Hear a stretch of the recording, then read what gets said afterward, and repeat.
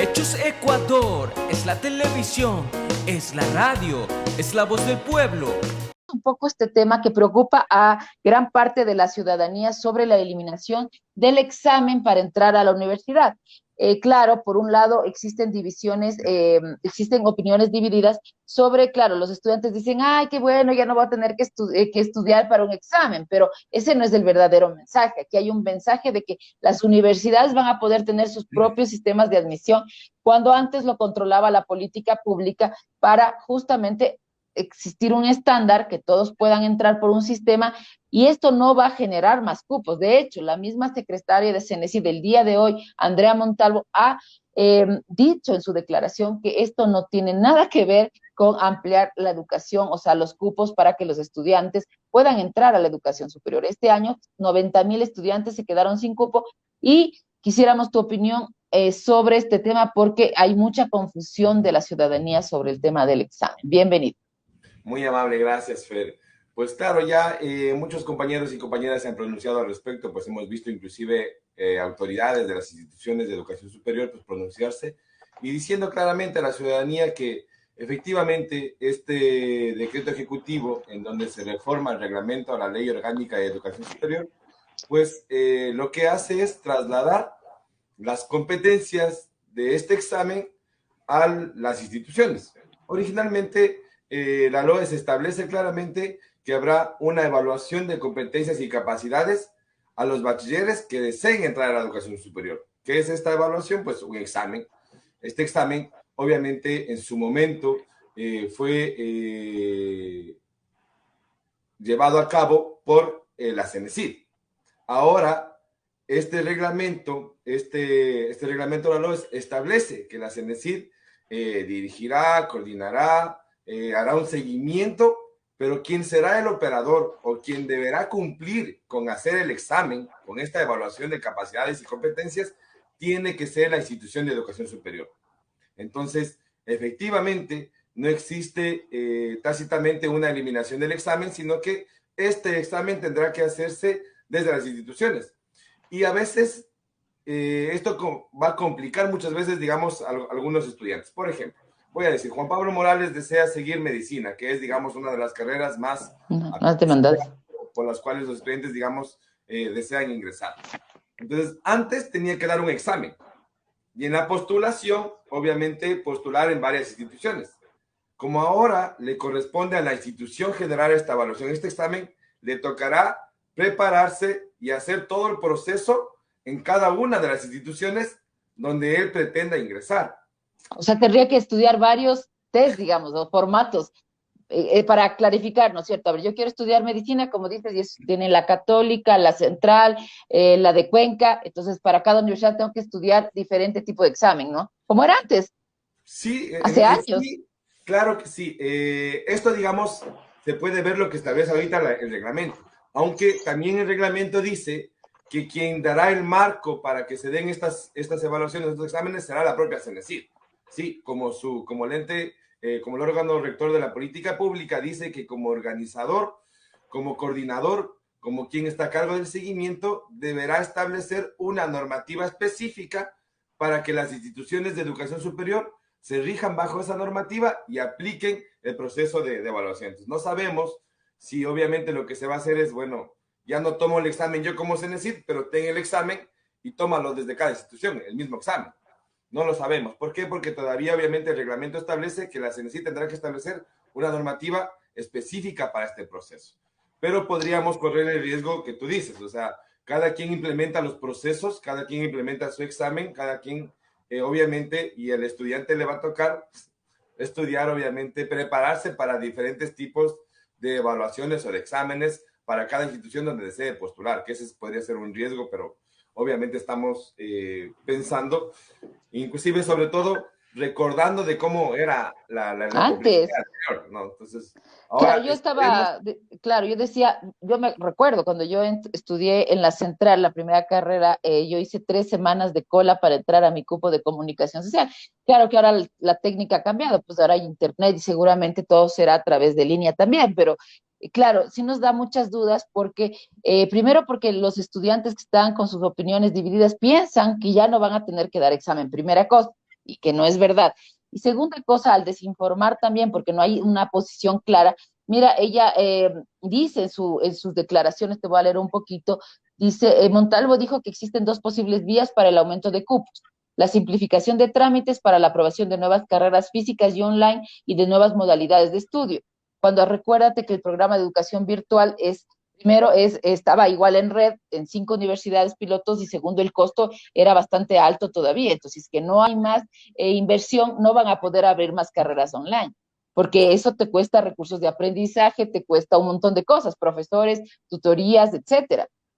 Mira, Fer, aquí hay algo interesante, que las reformas al reglamento de las LOES establecen no solo cambios en el sistema de nivelación y admisión, sino que también establecen un cambio, me parece muy importante para mí, que establece el tema, los procedimientos, los procesos para la aprobación de carreras, extensiones y sedes. Entonces, en donde se establece, digamos, una política de simplificar estos procesos. Recuerda, pues tú, como parte del sistema también en un momento donde nos conocimos, pues encontrábamos que estaba siempre entrampado en el CES, que es el Consejo de Educación Superior, muchas veces la aprobación de carreras que inclusive duraban pues demasiado tiempo en su momento, pues años inclusive en que se aprueben carreras. Pues ahora este reglamento establece que el órgano, que el Consejo de Educación Superior, y así lo ha hecho, si uno ya revisa el reglamento de régimen académico que aprobó la semana anterior igual el Consejo de Educación Superior, establece obviamente facilidades, por así decirlo, menos complicaciones para que las instituciones de educación superior, dentro de su autonomía responsable, administrativa, financiera y obviamente académica, sí, propongan carreras, aperturan sedes y extensiones. Y aquí, digamos, voy a decir yo una preocupación, y voy a decir más que preocupación para no, digamos, ir por el mismo discurso, espero yo de verdad que las instituciones de educación superior y el sistema haya madurado, haya aprendido de todo lo que hemos podido vivir, ¿sí? Que ahora sí, en este ámbito que se le da y se le dice, bueno, ahora usted es responsable de aperturar carreras, de aperturar sedes y extensiones donde usted determine, según la pertinencia que sí, obviamente se encuentra en los estudios que se hacen para poder aperturar carreras y sedes. Sí, usted tiene la libertad de hacerlo, sin, obviamente, con la aprobación del Consejo de Educación Superior, y obviamente el Consejo de Aseguramiento de la Calidad de la Educación Superior tendrá que hacer su trabajo de garantizar la calidad de las instituciones. Pero claro, pero todo esto requiere de una maduración. Y no Sí, solo eso, Juan Pablo, también requiere de mucho dinero, porque recordemos, si la misma secretaria de CNCID está diciendo que no va a haber más recursos para las universidades públicas, hablemos de lo público, eso quiere decir que por más que crees más carreras, de que por más que, y yo confío más, te digo, en que, bueno, la educación pública con el expertise de todos estos años, de las regulaciones y todo, ¿no es cierto?, tendrá las carreras con pertinencia, los estudios, etcétera. Ahí, como tú dices, la evaluación de la calidad es muy importante igualmente para las privadas. Pero en el caso de los públicos, porque estamos hablando que si 90,000 chicos se quedan sin entrar a la universidad es porque demandaban o querían entrar a la universidad pública. Pero si la misma secretaria está diciendo que no va a haber más recursos, eso no genera más cupos, porque puedes tener más carreras, pero si no tienes dinero para pagar profesores, pero si no tienes dinero para recursos de aprendizaje, si no tienes dinero para tecnología, que es todo el gasto, el dinero en inversión, digamos, no la asignación para inversión, si no tienes dinero para sedes, si no tienes dinero para construcción de aulas, además, como te digo, de la parte de pago de gasto corriente a profesores, y eso, cuando priorizas, vas a quitar otro tema que nadie habla, que es la investigación. Les quitas en el reglamento tiempo a los profesores para investigar, les pones más alumnos por tratar de cubrir cupos. Esto va a generar que, como dice la rectora, no sé si la escuchaste, de la Universidad de Cuenca, que la verdad es que no van a poder ampliar los cupos y los mismos 90,000 seguirán fuera del sistema, porque el hecho de que les des la autonomía les vas perfecto, les das la autonomía para tomar el examen, pero ingresarán el mismo número de cupos que tuviste, porque ya el dinero no alcanza para crear, como decir, en el ámbito laboral más plazas, en el ámbito educacional más cupos. Y mira, estimada Fer, ni siquiera son solo 90,000, porque hay que tener en cuenta que desde que hubo un repunte en el acceso a la educación básica y a la educación media y el bachillerato, pues se han estado graduando en los últimos años un promedio de más o menos 300,000 estudiantes. Y obviamente el sistema educativo de educación superior públicos da cabida solo a casi 200,000. Entonces estamos hablando que siempre hay justo los 90,000 estudiantes, que tú dices 90,000 a 100,000 estudiantes que se quedan cada año sin poder ingresar, que se han quedado cada año sin poder ingresar. Entonces no solo son 90,000, son todos Claro, aquellos es un rezago. que ingresar obviamente, y que claro, la reflexión es justa y es clara, pues lo que se necesita son recursos. Lo que se le está dando también en este reglamento, y en el reglamento de régimen académico también es más competencias para que se puedan hacer procesos de autogestión desde las instituciones de educación superior, pero esto en realidad, digamos, no va a suplir toda la necesidad que existe. Y aquí el problema es obviamente recursos, digamos, y siempre ha sido recursos, porque nunca, digamos, hemos cumplido inclusive con lo que determina la Constitución, de, si mal no recuerdo, dar el 0.5% para los procesos de educación, digamos, desde que se ha puesto la Constitución, ningún gobierno ha podido cumplir. Por cualquiera que sean los temas, o por voluntad política propia, no lo han hecho. Entonces, no hemos llegado, digamos, a lo ideal que está establecido en la Constitución. Pero más allá de este tema, yo creo que también es importante reflexionar qué pasa con el sistema de educación media y bachillerato. Técnica.